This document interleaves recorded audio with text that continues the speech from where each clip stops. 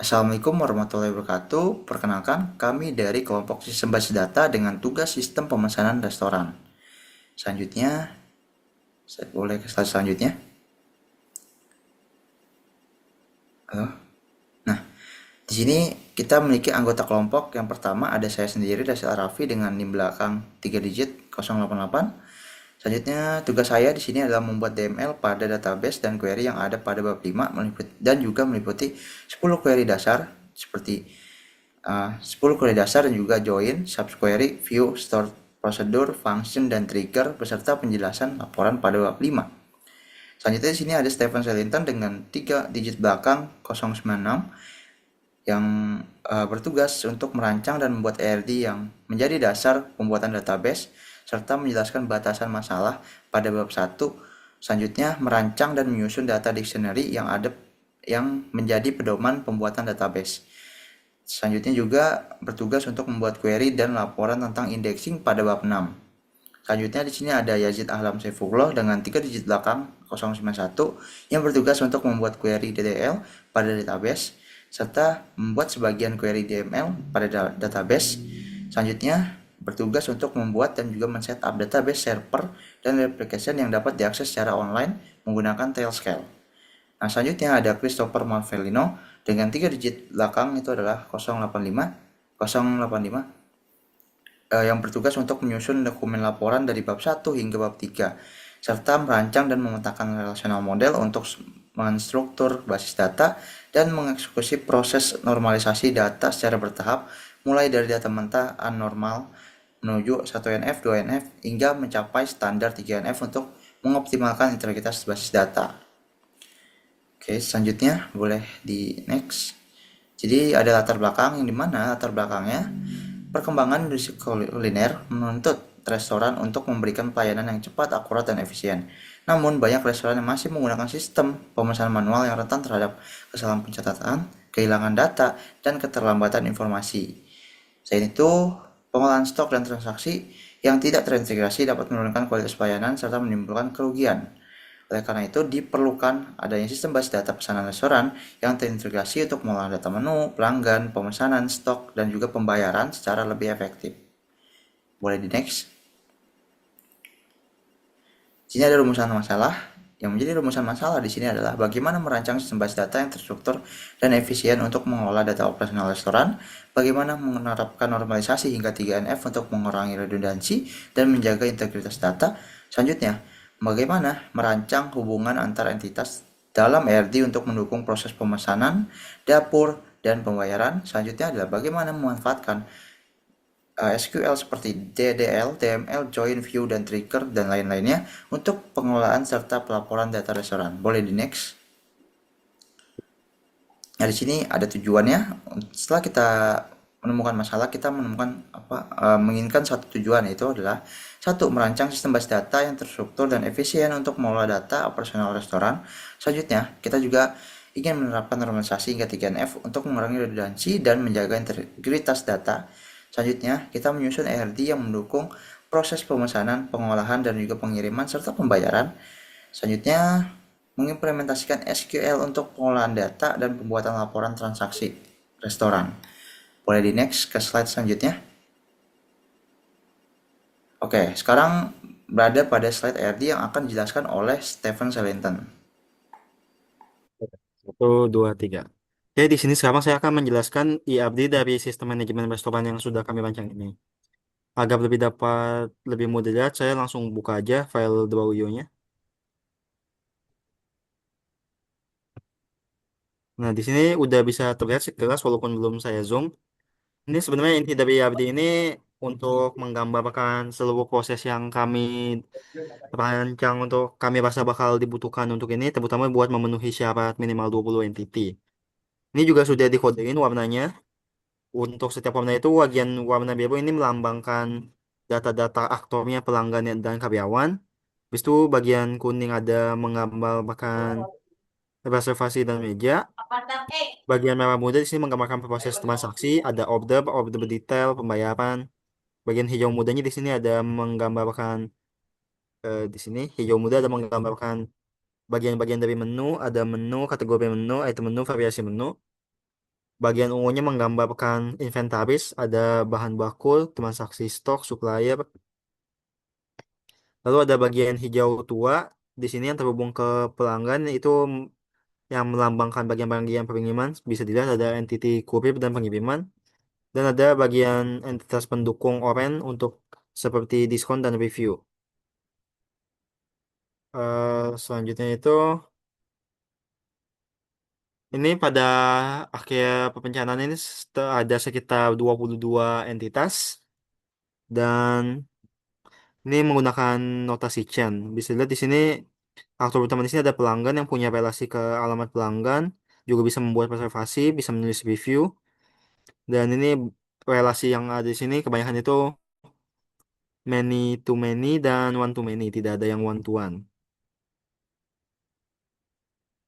Untuk skalanya sendiri ini tidak bisa dibandingkan dengan sistem manajemen restoran sebenarnya, karena kalau yang sebenarnya itu bakal sangat kompleks dan memakan waktu yang lama dibandingkan buat waktu yang ada untuk menciptakan UAS ini. Oke, cukup segitu aja penjelasan ya dari saya. Boleh dilihat-lihat aja ya di sini dan di file yang sudah disertakan.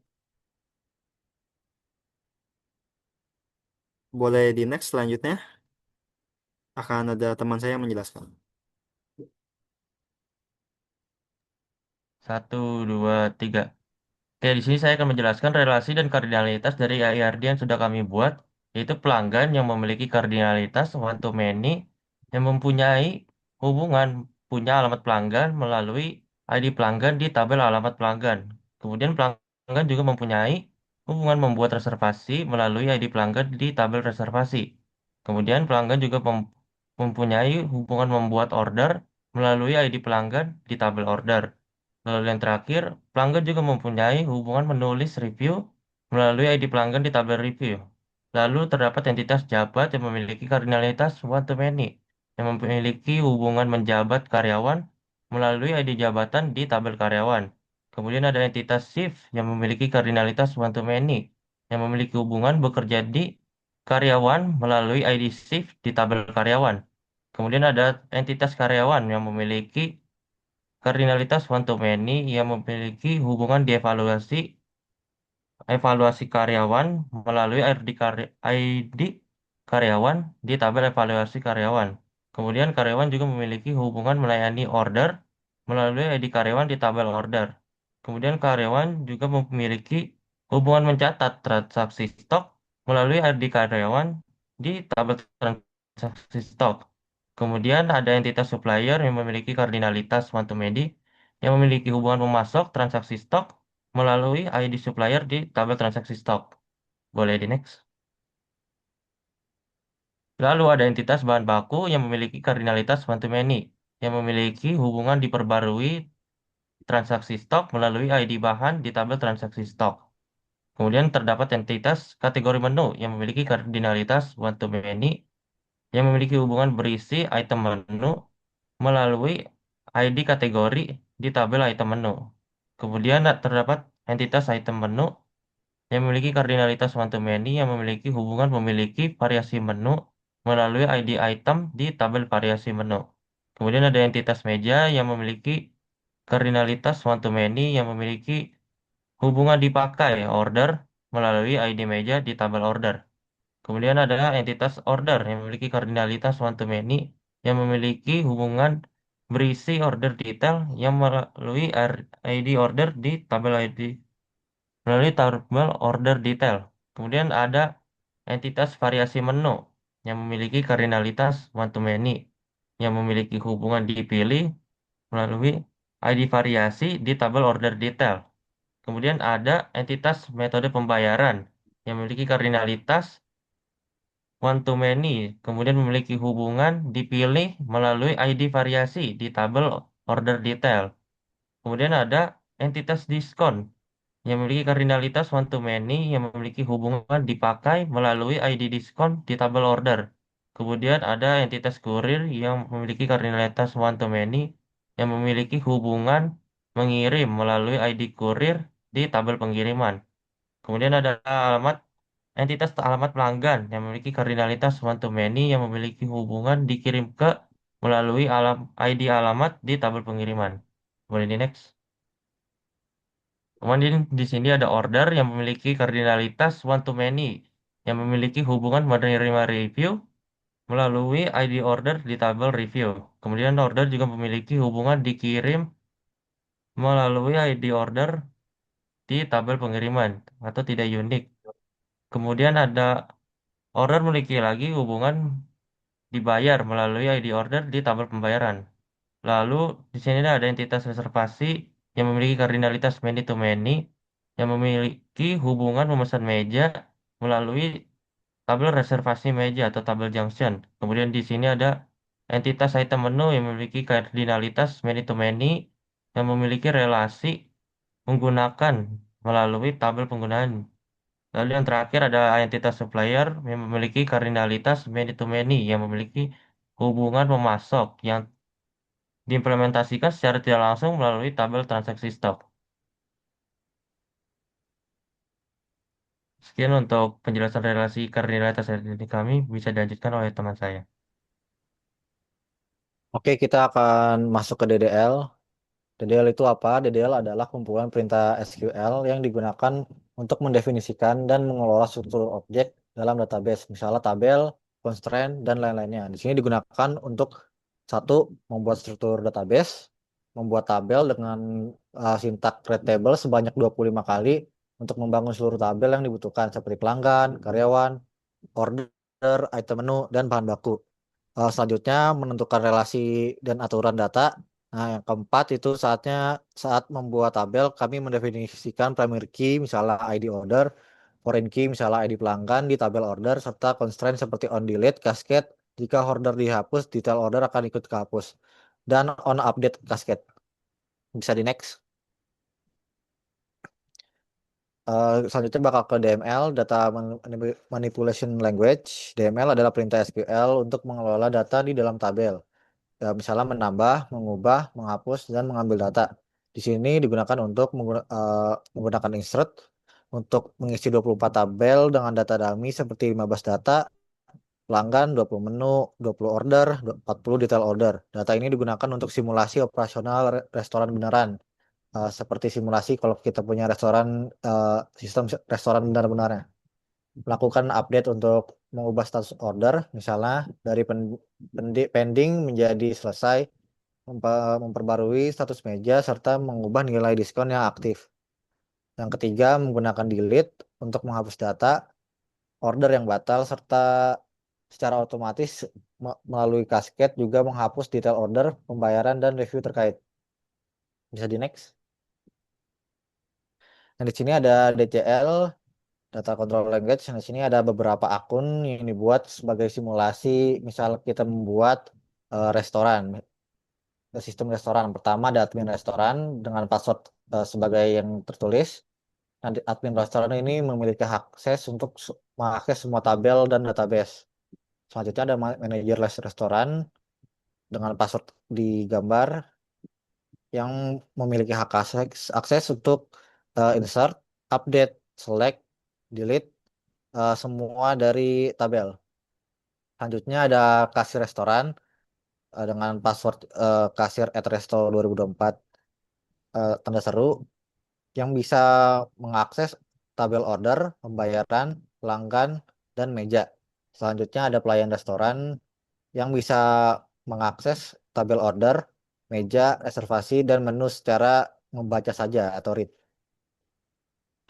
Selanjutnya ada dapur restoran dengan password dapur@resto 2024 yang bisa mengakses menu, tabel menu, bahan baku, stok, dan resep. Selanjutnya ada HRD. HRD itu bisa mengakses tabel karyawan, jabatan, shift, dan evaluasi. Selanjutnya ada kurir restoran yang bisa mengakses pengiriman yaitu secara update dan alamat dan hanya dalam mode read. Selanjutnya ada app restoran. App restoran itu bisa CRUD semua tabel dan replika itu buat replication database. Bisa di next. Replication. Nah, kita kan tadi ngomongin replication. Replication itu apa sih? Replication itu untuk mempermudah pengerjaan menggunakan replikasi dengan master slave agar dapat diakses semua kelompok. Master slave replikasi memungkinkan seluruh perubahan data pada server master otomatis disalin ke server slave, sehingga data tetap konsisten dan tersedia sebagai cadangan apabila terjadi gangguan pada master. Sementara itu, Tailscale digunakan untuk menghubungkan seluruh perangkat dalam jaringan virtual yang aman dengan cara tunneling. Jadi nggak semua orang bisa masuk juga. Dengan demikian, setiap anggota dapat mengakses database yang sama dari perangkatnya masing-masing menggunakan IP Tailscale seperti tadi dengan cara tunneling tanpa memerlukan konfigurasi jaringan yang rumit. Terus kombinasi kedua teknologi ini juga memungkinkan kolaborasi pengembangan database secara jarak jauh dengan akses yang aman dan data yang selalu sering sinkron. Bisa di next. Oke, kita di sini akan membahas query. Di sini ada beberapa query yang kita gunakan. Di sini kita jelaskan secara teori terlebih dahulu. Nanti secara praktik kami akan lanjutkan di sesi demonya. Di sini kita ada buat 10 query seperti yang diminta. Query yang pertama tuh select all from tabel, misalnya select all from pelanggan yang menampilkan seluruh data pelanggan yang ada di tabel pelanggan tersebut. Selanjutnya juga ada select all from karyawan. Hal ini asterik atau bintang yang ada di komputer yang menampilkan seluruh data karyawan. Selanjutnya ada conditional select yang menggunakan where, misalnya select all from order where status is selesai. Maksudnya apa? Maksudnya kalau ada data yang dengan status variabel status selesai, maka akan diselect dan akan ditampilkan yang statusnya selesai saja. Sama juga seperti select all from item menu where ID kategori sama dengan satu. Select all from meja meja where status tersedia yang menampilkan meja-meja yang kosong. Terus ada select all from bahan baku where stok minimum lebih dari 0 yang menampilkan bahan baku memiliki batas minimum stok. Terus ada select all from metode pembayaran yang menampilkan semua metode pembayaran tersedia. Selanjutnya ada select all from review where rating is 5 menampilkan ulasan dengan rating terbaik yaitu 5. Terus ada select all from order where waktu order between 2024 Juli sampai Juli tanggal 1 sampai tanggal 31. Between itu bakal menyelek yang di tengah-tengah antara tanggal 1 sampai tanggal 31 Juli 2024. Terus ada select sum yang menghitung total dari from order where status selesai. Jadi menghitung total pendapatan dari pesanan yang sudah selesai. Bisa di next. Ini ada join juga seperti yang kami bilang tadi, praktiknya akan dilanjutkan di sesi demo. Kita di sini akan membahas teorinya saja. Jadi pertama ada join. Join itu apa? Join itu buat menyambungkan dua tabel agar eh, terselect satu atau tertampil satu saja di bagian print MySQL ya. Oke, ada join pertama yaitu select order, eh, nama order ID order, nama from order, join pelanggan. Namanya itu p dot nama itu pelanggan, nama pelanggan, eh, where ID pelanggan equal ID pelanggan from order is equal to ID pelanggan on produk yang memiliki fungsi melihat pesanan beserta nama pelanggan yang memesan. Selanjutnya ada query join yaitu select order, nama from order join karyawan on ID karyawan is equal to ID karyawan yang melihat pesanan beserta karyawan yang melayani. Oh ya, untuk tabel yang digabung itu ada tabel order dan karyawan. Selanjutnya ada select detail, ID detail, nama item, from order details dengan join variasi menu on ID variasi sama dengan ID variasi dari variasi menu, lalu join item menu on ID item sama dengan ID item. Yang di sini menggabungkan tiga tabel sekaligus yaitu order detail, variasi menu, dan item menu. Tujuannya apa? Untuk menampilkan detail pesanan dengan nama yang menu yang dipesan. Selanjutnya yang keempat ada select ID order, nama pelanggan, nama karyawan, from order join pelanggan on ID pelanggan order ID pelanggan sama dengan pelanggan ID pelanggan. Di pelanggan itu maksudnya pelanggan di tabel pelanggan dengan entitas ID pelanggan. Join karyawan on ID karyawan sama dengan ID karyawan. Di sini tabel yang digabung itu sama 3 yaitu order, pelanggan, dan karyawan. Fungsinya untuk melihat pesanan lengkap dengan pelanggan dan karyawan yang melayani.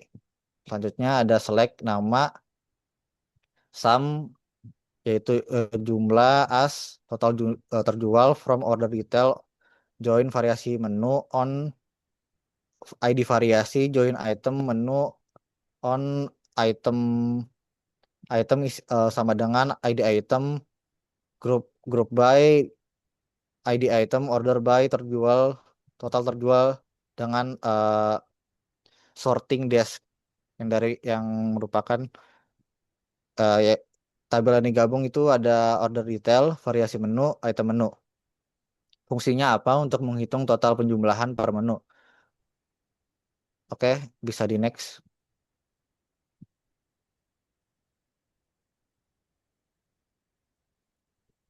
Satu, dua, tiga. Selanjutnya saya akan melanjutkan untuk penjelasan view dan subquery. Eh, untuk sederhananya, view itu adalah cara kita untuk membuat suatu tampilan agar tampilannya tersimpan. Agar query select yang kita buat itu tersimpan dan kita tidak butuh select berkali-kali untuk melihat tampilan yang kita mau. Di sini kita membuat ada 4 tampilan, yaitu tampilannya ada view detail order yang berisi detail pesanan, view stok bahan yang menampilkan stoknya secara real time, habis itu ada view menu terbaris untuk analisis hasil menu terbaris, dan pendapatan harian untuk melihat rekap pendapatan harian restorannya. Lalu untuk subquery itu sederhananya adalah penggunaan query di dalam query. Hal ini biasanya untuk mendapatkan hasil-hasil yang lebih lengkap dan detail dan juga bisa untuk menjadi pengganti join. Di sini subquery yang ada itu ada subquery yang menghitung dengan average total harga untuk mencari order di atas rata-rata, ada subquery in select ID pelanggan from order untuk mencari pelanggan yang pernah order. Lalu ada not in select ID item from order detail, yaitu untuk mencari menu yang belum pernah dipesan.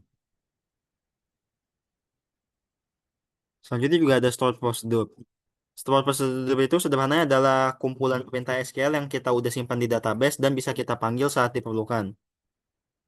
Nah, di sini stored procedure yang kami buatin di sini ada buat order yang untuk fungsinya membuat pesanan, ada tambah item order, kegunaannya untuk menambah item pesanan, ada proses pembayaran untuk menyelesaikan pembayaran, ada reservasi meja untuk membuat reservasi, restock bahan untuk menambah stok, buat pengiriman untuk membuat data pengiriman, tambah evaluasi untuk menyimpan evaluasi karyawan. Selanjutnya kami juga ada membuat function dan trigger. Function itu adalah program yang dibuat dalam database untuk menerima parameter dan mengembalikan nilai. Di sini kami ada membuat 5 function, yaitu ada untuk menghitung total order, menghitung stok yang ada, menghitung diskon, untuk merating menu dan jumlah order pelanggan yang ada. Lalu juga ada trigger. Trigger itu event yang kita buat biar saat kita melakukan suatu event, trigger itu otomatis dijalankan. Query dari trigger otomatis dijalankan. Di sini kita membuat update total harga saat insert. Jadi saat kita insert harga, saat kita update harga otomatis terinsert. Lalu juga ada update total harga saat update total harga saat delete.